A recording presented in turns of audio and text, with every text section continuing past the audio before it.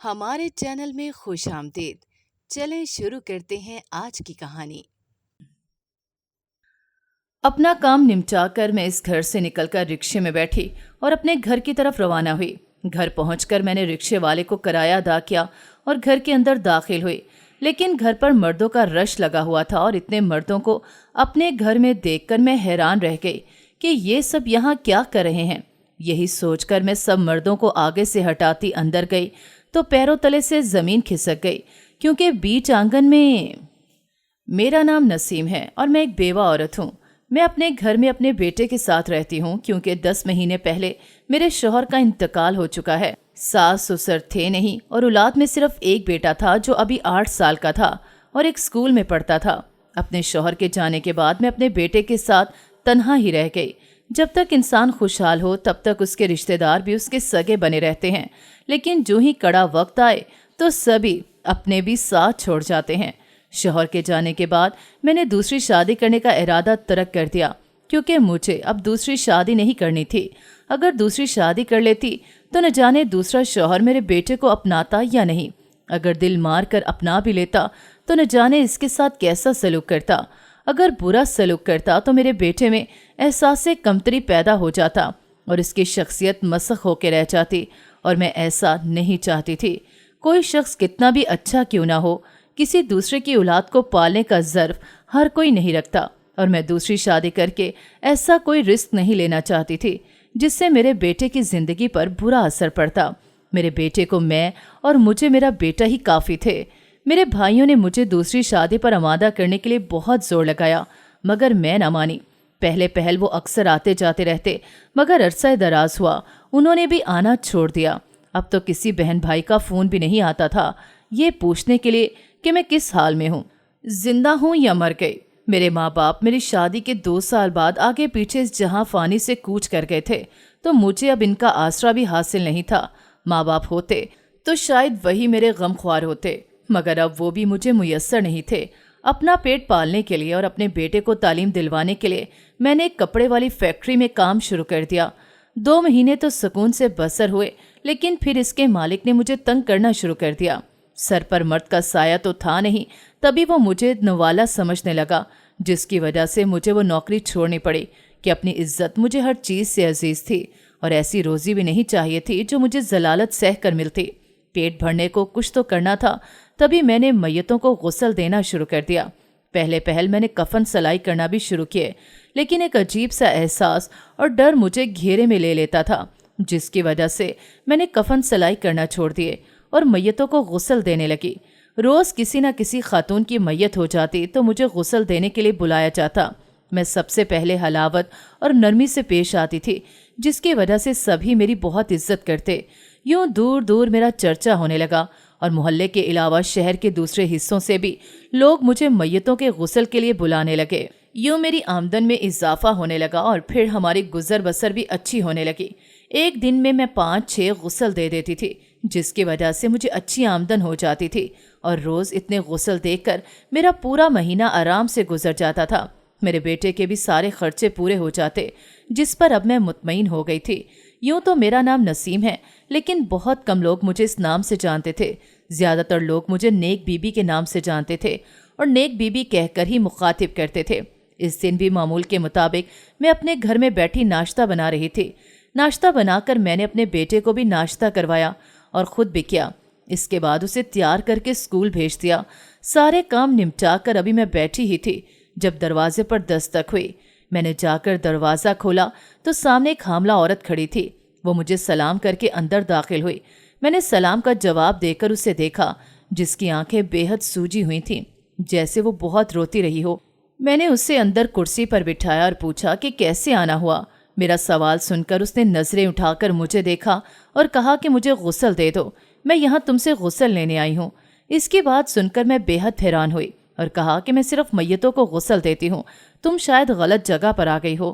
اس نے تیزی سے کہا کہ نہیں، میں نیک بی بی کے پاس ہی آئی ہوں اور تم نیک بی بی ہی ہو نا، اور میں یہ بھی جانتی ہوں کہ تم صرف میتوں کو ہی غسل دیتی ہو، اور یہاں میں میت والا غسل ہی لینے آئی ہوں۔ اس کی بات سن کر میں مزید حیران ہوئی اور غصے سے کہا کہ میت کا مطلب لاش ہوتا ہے، یعنی جو مر گیا ہو، اور تم زندہ ہو۔ मैं तुम्हें गुस्ल कैसे दे सकती हूँ। मेरी बात सुनकर उसने कहा कि मैं जानती हूँ कि मैं जिंदा हूँ, लेकिन मुझे मैयत वाला गुस्ल ही चाहिए और मैं तब तक यहाँ से नहीं हिलूंगी जब तक तुम मुझे मैयत वाला गुस्ल नहीं दोगी। वो वहीं मजबूती से बैठ गई तो मैंने कहा कि बैठी रहो मेरी बला से। इतना कहकर मैं कमरे में जाने लगी तो मुझे किसी का फ़ोन आ गया। मैंने फ़ोन उठाया तो आगे से कोई औरत थी जिनके यहाँ किसी खातून का इंतकाल हो गया था और वो मैयत को गुस्ल देने के लिए मुझे बुला रही थी। मैंने हामी भरकर फ़ोन बंद किया और इस हामला औरत से कहा कि मुझे बाहर जाना है, तुम जाओ यहाँ से। मेरी बात सुनकर उसने नफ़ी में सर हिलाया और कहा कि जब तक तुम मुझे गुस्ल नहीं दोगी तब तक नहीं जाऊंगी। मैं चाहती तो उसे ज़बरदस्ती धक्के देकर भी अपने घर से निकाल सकती थी, लेकिन जिस हालत में वो थी, इस हालत में ऐसा करना उसके लिए नुकसानदेह हो सकता था और मैं उसे कोई नुकसान भी नहीं पहुंचाना चाहती थी। मैंने एक बार फिर उसे नरमी से समझाया कि ऐसा मुमकिन नहीं, मगर वो अपनी बात पर अड़ी रही और फिर मिन्नतों पर उतर आई और मेरे पीछे ही पड़ गई। वो पाँव पड़ गई और पाँव पकड़कर मिन्नतें करने लगी। मैंने गुस्से से चीखते पीछे हटना चाहा, मगर उसने मेरा पाँव न छोड़ा। मैं जब फिर उसकी बात मानने पर राजी ना हुई तो वो वास्ते देने लगी। मुझे देर हो रही थी और मुझे जल्दी मैयत वाले घर पहुंचना था, जिसकी वजह से तंग आकर मैंने उसे गुस्ल देने की हामी भर ली और उसे कहा कि ठीक है, मैं तुम्हें गुस्ल देने को तैयार हूँ। मेरी बात सुनकर उसे खुश होना चाहिए था कि मैं गुस्ल देने को मान गई हूँ, लेकिन वो रोने लगी और उसे रोते देखकर मुझे अजीब लग रहा था, मगर फिर सर झटक कर उसे मुर्दे की तरह गुस्ल दे दिया। इस सब में मुझे आधा घंटा लग गया था। जब मैं उसे गुस्ल दे के फारिग हुई तो वो बगैर कुछ कहे रोते रोते चली गई। तो मैं मज़ीद हैरान हुई कि एक तो अपनी मर्जी से गुस्सा ले लिया, ऊपर से ज़ारो की तार रो भी रही थी। मैं सर झटक कर उसे नज़रअंदाज करके मैयत वाले घर की तरफ रवाना हुई। वहां पहुंची तो सब लोग बैन करने में मसरूफ़ थे, जिसे देखकर मुझे कोफत हुई कि एक तो बैन करना गुनाह भी था, दूसरा इससे मैयत को भी तकलीफ होती थी। लेकिन आजकल लोग ये नहीं समझते कि वो इंसान जिसकी अमानत था वो उसकी तरफ लौट चुका है और इस पर सब्र करना चाहिए, ना कि रो रो कर मैयत को तकलीफ पहुंचानी चाहिए। लोगों को दूर दूर हटाकर मैंने मैयत के घर वालों से बात की और फिर मैंने जल्द ही मैयत को गुस्ल देना शुरू कर दिया ताकि जल्द अज जल्द उसे दफनाया जा सके, ताकि इन लोगों के बैन तो ख़त्म हो। मैयत को गुस्ल देने के बाद मैं इनसे अपने पैसे लेती इनके घर से बाहर निकल आई। वैसे भी बेटे के स्कूल से आने का वक्त होने वाला था, तो मेरी कोशिश थी कि उससे पहले घर पहुंच जाऊं। अपना काम निपटा कर मैं उस घर से निकलकर रिक्शे में बैठी और अपने घर की तरफ रवाना हुई।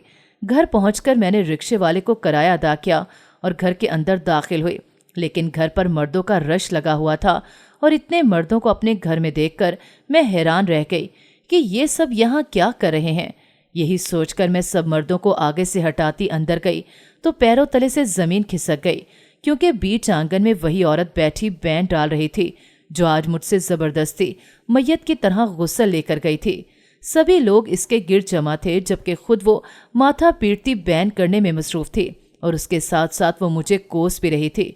मैंने तेजी से सब लोगों को पीछे हटाया और खुद इस औरत की तरफ लपकी।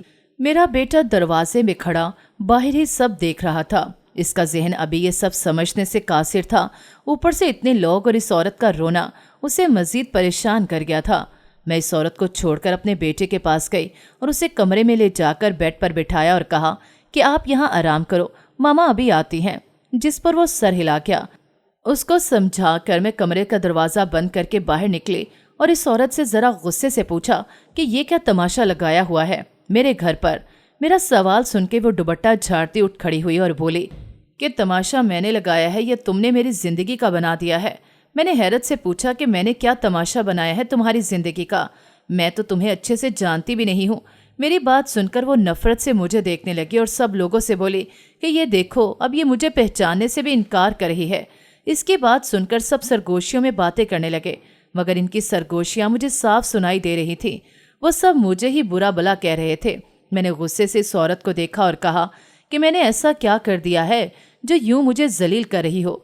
इस औरत ने गुस्से से कहा कि तुम लोगों को हरासा करती हो, ज़बरदस्ती उनको मैयतों की तरह गुस्ल देती हो, फिर इनकी वीडियो बनाकर बेचती हो।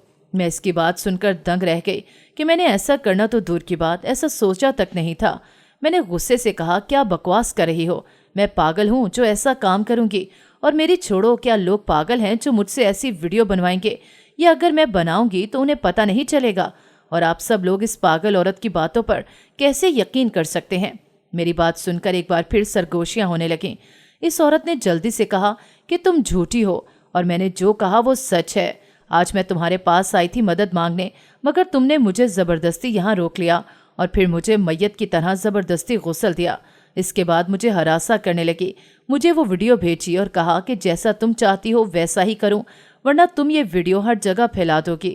بلکہ یہی نہیں، تم نے مجھ سے اس ویڈیو کو چھپانے کے بدلے پیسے بھی مانگے۔ میں تو اس عورت کی باتوں کو سن کر دنگ رہ گئی تھی کہ کہانی کو اس نے اپنے مطلب کا رنگ دے دیا تھا۔ حالانکہ وہ خود میرے گھر آئی تھی، مجھے خود کو غسل دینے پر مجبور کیا تھا اور اب خود ہی اس بات سے مکر رہی تھی۔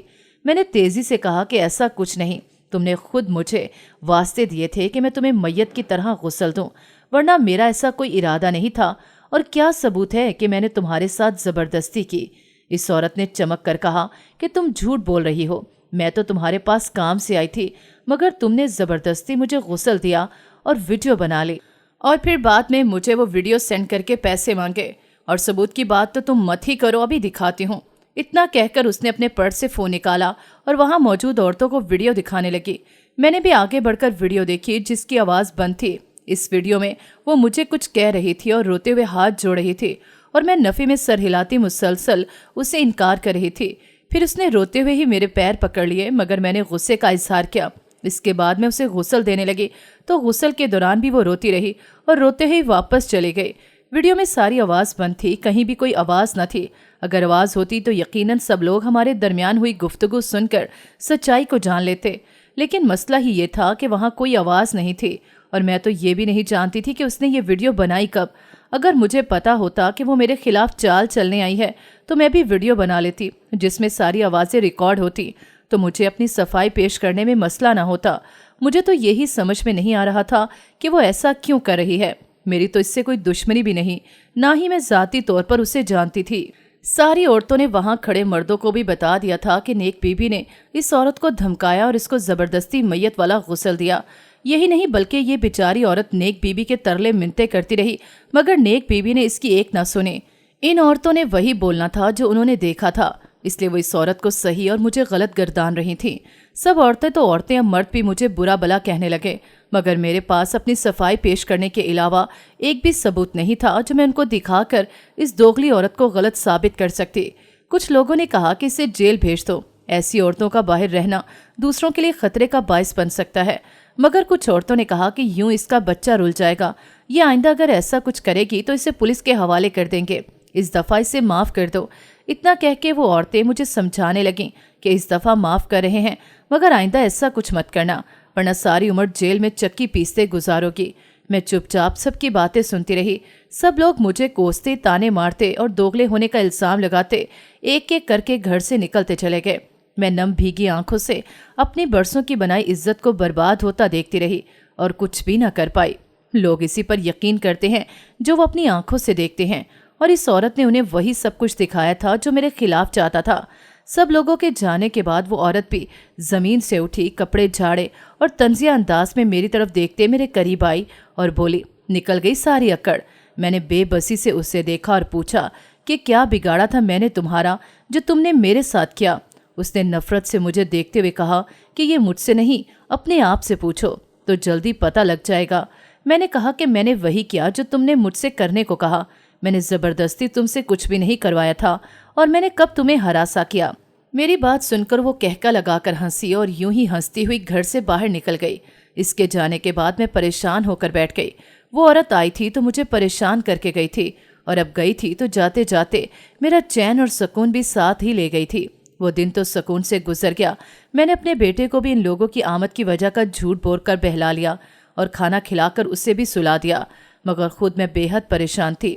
اگلے 2 دن میں ایسی پریشانی میں مبتلا گھر سے باہر نہ نکلی کہ بدنامی تو ہو چکی تھی، نہ جانے لوگ اب کیسا سلوک کرتے مجھ سے، لیکن گھر بیٹھ کر بھی گزارا نہیں ہو سکتا تھا۔ گھر کا سامان لانا، کھانے پکانے کے لیے سبزی لانے کے لیے تو مجھے باہر نکلنا ہی تھا۔ تبھی 2 دن بعد میں گھر سے باہر نکلی۔ بیٹا جب اسکول جاتا تھا تو اسکول کی وین گیٹ پر ہی آ جاتی تھی، تو اس کی طرف سے کوئی مسئلہ نہیں تھا۔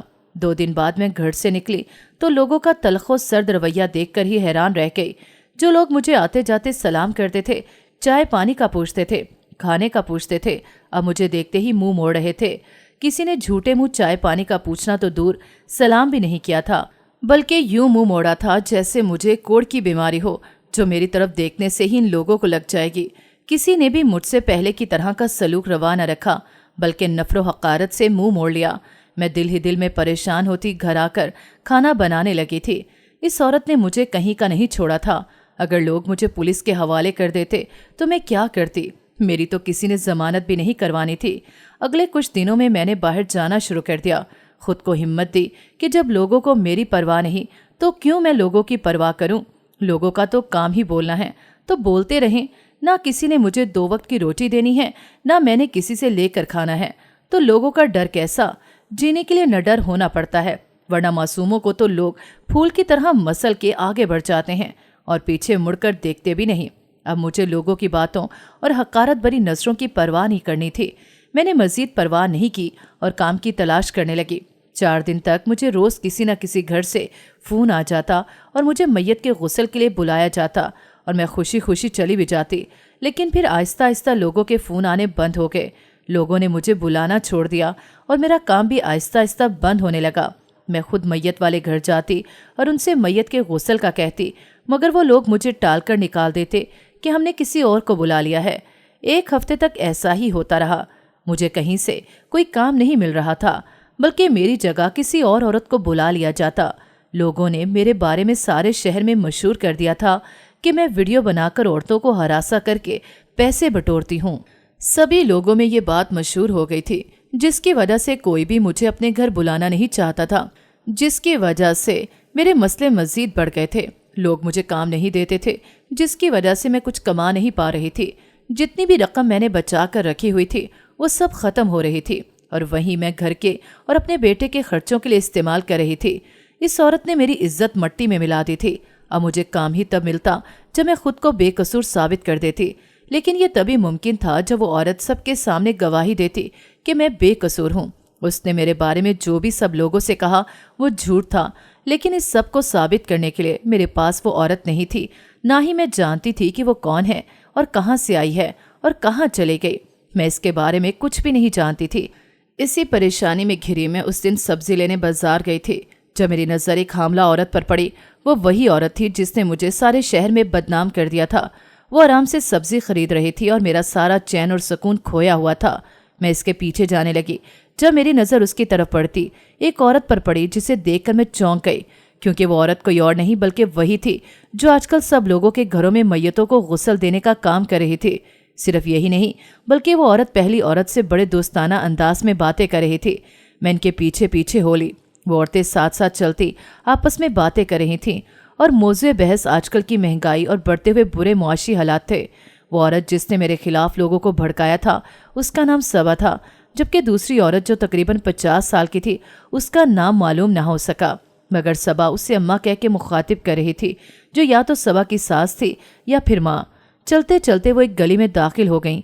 मैं भी उनके पीछे पीछे ही थी। मैंने अपने चेहरे को चादर से ढक रखा था कि अगर वो पीछे मुड़कर देखें भी तो उन्हें मेरा पता न चलता कि मैं हूँ कौन। काफ़ी देर पैदल चलने के बाद वो एक घर में दाखिल हुई। इस घर की दीवारें ज़्यादा ऊंची न थीं, बल्कि छोटा सा घर था और 4 दीवारें भी छोटी ही थी कि कोई भी आसानी से दीवार फैलाकर अंदर हो जाता। उनके अंदर जाते ही मैं वापसी को मुड़ी। मैंने सोच लिया था कि अब मुझे क्या करना है। यकीनन उसने असली वीडियो भी अपने फ़ोन में ही रखी होगी, तो अब मुझे उसका फ़ोन चुराना था ताकि उसके फ़ोन से वीडियो हासिल करके मैं सब लोगों को इसकी चालाकी और अपनी बेगुनाही का यकीन दिला सकती। वो खुद तो मुझे मेरी लाख मिनटों के बाद भी फ़ोन न देते, तो अब यही एक रास्ता रह गया था ताकि लोग इसका असल चेहरा देख सकें और मुझे मेरी खोई हुई इज्जत वापस मिल जाती और रोज़गार जो छिन गया था वो भी वापस मिल जाता। जब सबको पता चल जाता कि मैं बेगुनाह हूँ तो यकीनन सभी वापस मुझे ही मैयतों का गुस्ल देने के लिए बुलाते। ये सोचकर मैंने दिल ही दिल में अपने किए गए इरादे को पुख्ता किया और इस काम के लिए ये वक्त मुनासिब नहीं था। इस वक्त वो दोनों अंदर थीं और यकीनन जाग भी रही होती। मुझे तब यहाँ आना था जब ये दोनों सो जाती और सही वक्त रात का ही था। वहाँ से वापस आकर मैं दिल ही दिल में रात के बारे में प्लान बनाती अपने काम निपटाने लगी। रात का खाना बनाकर मैंने अपने बेटे को खिलाया और फिर उसे सुलाने ले गई। जब वो गहरी नींद सो गया तो मैं उठी और अपनी चादर ओढ़ी। एक नज़र अपने बेटे को देखा और दरवाजे की कुंडी बाहर से लगाकर घर से बाहर निकल आई। अपने बेटे को मैं समझा चुकी थी कि अगर रात को मैं कमरे में नजर ना आऊं तो डरे नहीं बल्कि दोबारा सो जाए। मैं कुछ ही देर में उसके पास वापस आ जाऊंगी। मेरी बात मेरा बेटा समझ गया था। तभी मैं पुरसकून सी अब बाहर आ गई थी। मैं पैदल ही सबा के घर की तरफ रवाना हुई। वहां पहुंचते पहुंचते मुझे आधा घंटा लग गया। रास्ते में नजर आते कुत्तों से भी खदशा था कि वो कहीं काट ही ना लें। उनसे डरती हुई ही सबा के घर के बाहर पहुंची थी। मैंने इर्द गिर्द देखा तो शुक्र अदा किया क्योंकि मोहल्ले का कोई भी शख्स मुझे गली में या बाहर नजर नहीं आ रहा था, वरना मुझे मुश्किल हो जाती। इस वक्त रात के 9 बज रहे थे और आजकल लोग तो सरे शाम ही घर से निकलना बंद कर देते हैं। मैंने सबा के घर की दीवार पर हाथ जमाए और फिर ऊपर को उछलकर दीवार पर चढ़ गई। धीरे से मैं दूसरी तरफ कूदी ताकि कोई आवाज पैदा न हो। खड़ी होकर मैं अंदर की जानिब बढ़ी। सच शुक्र घर बंद नहीं था बल्कि सिहन के आगे बरामदा था जो हर किस्म की ग्रिल या दरवाजे से मुबरा था। बरामदे में मुझे कोई भी नजर नहीं आया। तभी मैं सामने वाले कमरे की जानिब बढ़ी। कमरे का दरवाजा लॉक नहीं था। तभी मैं दबे कदमों दरवाजा खोल के अंदर दाखिल हुई और सामने देखा जहां बेड पर मुझे 2 खवातीन लेटी नजर आईं। इनमें एक तो सबा थी और दूसरी उसके साथ वही खातून थी जो मुझे बाजार में मिली थी। मैं खामोशी और एहतियात से आगे बढ़ी, इनके सरों पर पहुंच गई और इधर उधर देखने लगी कि सबा का फोन किधर हो सकता है। साइड टेबल्स खाली थे। मैंने आहिस्ता से झुककर साइड टेबल के दराज चेक किए मगर वहां भी फोन नहीं था। मैंने वहां रखी कुर्सियों पर भी देखा मगर फोन वहां भी नहीं था। मैं अलमारी की तरफ बढ़ने लगी जब अचानक सबा ने करवट बदली। मैं तेजी से खिड़की पर लगे पर्दे के पीछे छुप गई। सबा ने करवट बदली और दोबारा गहरी नींद सो गई, जिस पर मैंने खुदा का शुक्र अदा किया और फिर चाप पैदा किए बगैर आहिस्ता से अलमारी की जानिब बढ़ने लगी। नजरें इन दोनों पर थीं ताकि अगर वो जाग भी जाएं तो मैं इनके बिस्तर से उठने से पहले भाग सकूं। मैंने अलमारी खोली तो दरवाजे ने चरर की आवाज पैदा की, जिस पर मैंने घबरा कर इन दोनों की तरफ देखा, लेकिन वो दोनों ही बेखबर गहरी नींद सोई हुई थी। मैंने तेजी से अलमारी टटोलना शुरू कर दी और फिर जल्द ही मुझे फोन निचले दराज से मिल गया। मैंने फोन थामा और तेजी से बाहर की जानिब लपकी। फोन हाथ में थामकर मैंने तेजी से उसके घर की दीवार फिलांगी और दूसरी तरफ कूदी। वहां से निकलते ही मेरी जान में जान आई, जैसे मैं एक मार का सर कर आई हूं और मेरे लिए यह मार का ही तो था। मैं अब तेज कदमों से अपने घर की तरफ बढ़ने लगी थी। एक तरफ दिल डर भी रहा था कि अगर इसमें असल वीडियो ना हुई तो मेरी इतनी मेहनत बेकार हो जाएगी। दिल ही दिल में असल वीडियो के फोन में मौजूद होने की दुआ करती। मैं आधे घंटे बाद अपने घर पहुंची थी। घर पहुंचकर मैंने खुदा का शुक्र अदा किया और फिर दरवाज़ा लॉक करके मैं अपने कमरे में आई। मेरा बेटा गहरी नींद सो रहा था। मैं पुरसकून होती बेड पर बैठी और सबा का फ़ोन खोला, मगर इस फ़ोन पर लॉक लगा हुआ था, जिसे देखकर मैं झुंझलाई। अगर मैं फ़ोन रीसेट करती तो शायद अंदर मौजूद सारा डाटा उड़ जाता। फिर तो ये फ़ोन मेरे लिए बेकार हो जाता और सारी मेहनत भी रायगां चली जाती। कुछ सोचकर मैंने फ़ोन पर सबा का नाम लिखा तो फ़ोन खुल गया। मेरा दिल खुशी से उछलकर हलक में आ गया। मैंने तेज़ी से गैलरी खोली और असल वीडियो ढूंढनी शुरू की, जिसमें आवाज़ भी होती, और जल्द ही वो वीडियो मुझे मिल भी गई। मैंने तेज़ी से वीडियो खोली तो इसमें सारी आवाज़ें भी रिकॉर्ड थीं और साफ पता चल रहा था कि सबा ने ही मेरी मिन्नतें करके वो मैयत वाला गुस्सा लिया था। मैंने तेज़ी से वो वीडियो अपने फ़ोन में शेयर की और फिर सबा का फ़ोन वहीं रखकर सोने के लिए लेट गई। अगले दिन सुबह उठकर मैंने नाश्ता बनाकर अपने बेटे को करवाया और उसे तैयार करके स्कूल भेज दिया। खुद भी नाश्ता किया और अपने सारे काम निपटाए। मैं जानती थी कि अपना फ़ोन गायब पाकर सबा का सबसे पहला शक मुझ पर आएगा और वो सबसे पहले यहाँ ही आएगी, और यही तो मैं चाहती थी कि वो यहाँ आए। मैंने सबको जाकर अपने घर आने की दावत दे दी ताकि मैं सब लोगों के सामने हकीकत बयान कर सकूं। एक तो शुक्र था कि सबा ने असल वीडियो आज तक डिलीट नहीं की थी, वरना शायद मेरे लिए खुद को बेकसूर साबित करना मुश्किल हो जाता। 11 बजे का वक्त था जब सबा दंदनाती हुई मेरे घर आई और आते ही मुझ पर इल्ज़ाम तराशी करने लगी कि तुमने मेरा फ़ोन चोरी कर लिया है। इसकी चीखों पुकार पर सभी लोग जो मेरे बुलाने पर नहीं आए थे जमा होना शुरू हो गए। वो सब लोग एक बार फिर मेरे घर पर जमा थे, जो उस दिन जमा थे जब सबा ने वो सारा ड्रामा किया था। सबा ऊंची ऊंची चीख कर मुझे चोर साबित करती न जाने कौन कौन से मजीद इल्ज़ामात लगा रही थी, जिस पर मैंने चुपचाप अंदर से इसका फ़ोन लाकर उसे थमा दिया। फ़ोन देखकर वो लोगों को अपना फ़ोन दिखाकर कहने लगी कि देख लो, ये औरत एक चोरनी भी है। पहले तो ये बच गई थी, मगर अब मैं इसे जेल ज़रूर भेजूंगी। इसके खिलाफ रिपोर्ट दर्ज करवाऊंगी। मैं इसकी बात सुनकर तंजिया कहका लगाकर हंसी और कहा कि उल्टा चोर कोतवाल को डांटे। अरे तुम मुझे क्या जेल भेजोगी? जेल तो मैं तुम्हें भेजूंगी, वो भी हित के इज्जत का दावा करके। मुझ पर बेबुनियाद इल्जाम लगाने और मुझे बेइज्जत करने के जुर्म में अब तुम जेल काटोगी। पिछली दफा तुम झूठ बोलकर मुझे फंसा गई थी, मगर इस दफा तुम खुद ही अपने बचाए जाल में फंसोगी। सबा एक पल को गड़बड़ाई मगर फिर बोली कि मैंने कोई इल्जाम नहीं लगाया था, बल्कि सच ही बोला था। तुम ना सिर्फ औरतों को हरासा करती हो बल्कि चोरियां भी करती हो। तुम पाक बीबी नहीं हो बल्कि बद बीबी हो। इसकी बात सुनकर मैंने सबसे कहा, इससे पहले मैं आपको असली सबूत दिखाती हूँ जिससे साबित हो जाएगा कि कौन सच्चा है और कौन झूठा। इतना कहकर मैंने अपने फ़ोन में आवाज़ वाली वीडियो लगाकर औरतों के सामने की, जिसमें सबा को मैयत वाला गुस्ल देने से मना कर रही थी, मगर वो मुझे वास्ते दे रही थी। सभी औरतों ने हैरान होकर सबा को देखा जो वहां से भागने लगी थी, मगर मैंने बरवक्त उसे बाजू से सख्ती से पकड़कर भागने से रोका। सभी मर्द सवालिया नजरों से खवातीन को देख रहे थे जैसे सच जानना चाहते हों। एक खातून ने कहा कि नेक बीबी सच्ची है और ये औरत झूठी। उसने पिछली दफा आवाज के बगैर वीडियो दिखाई थी जिससे हम सच का तायुन न कर सके, मगर इस वीडियो से यही साबित होता है कि ये खुद नेक बीबी से गुस्ल लेने आई थी। सबा ने खुद को मुझसे छुड़वाना चाहा तो मैंने उसे छोड़ दिया, मगर दूसरी औरतों ने उसे सख्ती से दबोच लिया। मैंने कहा कि मैंने इसके घर से फ़ोन अपने आप को सच्चा साबित करने के लिए चुराया था, लेकिन इसकी मुझसे क्या दुश्मनी है ये मैं आज तक समझ नहीं पाई। मुझे तो यही समझ में आता है कि इसने मुझसे मेरा रोजगार छीनने के लिए ये सब किया, क्योंकि सब लोग मुझे ही मैयत को गुस्ल देने के लिए बुलाते थे। ऐसे में इसकी माँ को कोई नहीं बुलाता था, तो शायद इसी वजह से सबा ने मुझे बुरा साबित करके अपना कारोबार बढ़ाना चाहा। सबा ने नफरत से मुझे देखा और कहा कि वो मेरी सास है और ये बात दुरुस्त है कि तुम्हारी वजह से हमें फाके करने पड़े, क्योंकि कोई भी मेरी सास को अपने घर नहीं बुलाता था, जिसकी वजह से कमाई नहीं हो पाती थी। लेकिन इस सब की वजह भी तुम्हारा शौहर है। इसकी मोटरसाइकिल से मेरे शौहर का एक्सीडेंट हुआ और वो इंतकाल कर गया। अगर आज वो जिंदा होता तो हमें यूं फाके न करने पड़ते। इस बात का बदला लेने के लिए मैंने ये सब किया। तुम और तुम्हारे शौहर हमारे इस हाल के जिम्मेदार हो। इसकी बात सुनकर मैं हैरान हुई और गमगीन भी।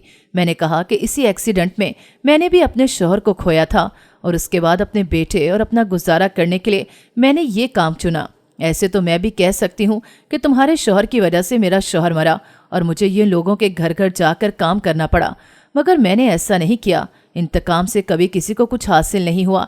तुम क्यों अपनी और अपने आने वाले बच्चे की जिंदगी इंतकाम के चक्कर में खराब कर रही हो? जहाँ तक रहा रिज़्क का सवाल, तो इंसान का रिज़्क उसे उतना ही मिलता है जितना उसकी किस्मत में हो। मेरी बात सुनकर वो शर्मिंदगी से सर झुका गई। मैंने मजीद कहा कि मैंने तुम्हें माफ़ किया और अपने शौहर की तरफ से मैं तुमसे माफ़ी मांगती हूँ, मगर तुम ये सब छोड़ दो। मेरी बात सुनकर उसने सर हिलाया और भीगी आंखें लिए वहाँ से चली गई। लोग भी मुझसे माफ़ी मांगते वहाँ से चले गए और एक बार फिर मेरी अच्छाई का चर्चा होने लगा। लेकिन अब जब भी मेरे पास काम ज़्यादा हो जाता या एक ही दिन में कई घरों से फ़ोन आ जाता तो मैं सबा की सास को फ़ोन कर देती और आधे घरों को वो निपटा देती, जिससे मेरे साथ उनका भी अच्छा गुजर बसर होने लगा। सबा मेरी मशकूर हुई, लेकिन मैंने उसे छोटी बहन समझकर न सिर्फ माफ़ कर दिया बल्कि अब हमारी अच्छी दोस्ती भी हो गई थी। नाज़रीन, अगर आपको हमारी कहानी अच्छी लगी है तो वीडियो को लाइक करें, शेयर करें और हमारे चैनल को सब्सक्राइब करें। अगली वीडियो तक इजाज़त दें। अल्लाह हाफ़िज़।